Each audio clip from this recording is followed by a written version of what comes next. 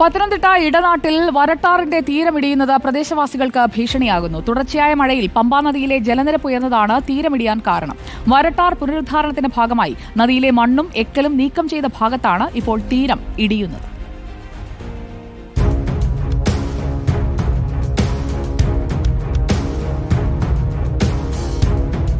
പമ്പാ നദിയിൽ ഇടനാട് ഭാഗത്തു നിന്നാണ് വരട്ടാർ തുടങ്ങുന്നത്.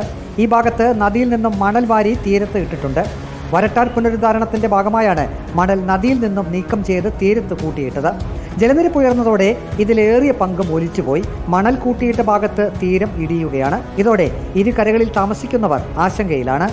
ആശങ്ക എന്ന് പറഞ്ഞാൽ ഈ സൈഡിൽ താമസിക്കുന്ന വീട് അതാണ് മെയിൻ പ്രശ്നം. അവരുടെ സൈഡിൽ കെട്ടിയേക്കുന്ന ഭിത്തി ഇടി, വീടിന് ബലക്ഷയം വരും, അങ്ങനെ ഒരുപാട് പ്രശ്നങ്ങളുണ്ടാവും. ഇപ്പോൾ ഏകദേശം 3-4 മീറ്റർ പോയി രണ്ട് സൈഡിലുമായിട്ട്. ഖനനം ചെയ്തെടുത്ത മണൽ കാലവർഷത്തിന് മുമ്പ് യാർഡിലേക്ക് മാറ്റാതിരുന്നതാണ് പ്രദേശവാസികൾക്ക് ദുരിതമായത്.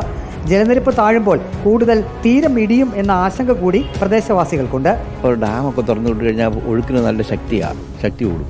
അപ്പോൾ ഇത് ഊതിയെടുത്ത് തുടങ്ങും.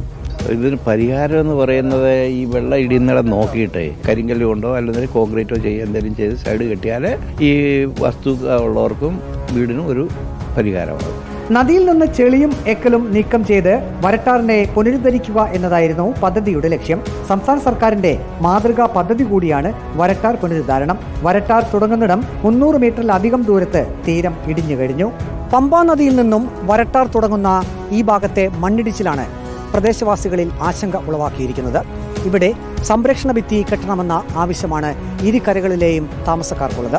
വീഡിയോ ജേർണലിസ്റ്റ് അജി കുടുംബനൊപ്പം റിപ്പോർട്ടർ പ്രവീൺ പുരുഷോത്തമൻ, ഇൻ റിപ്പോർട്ടർ, പത്തനംതിട്ട.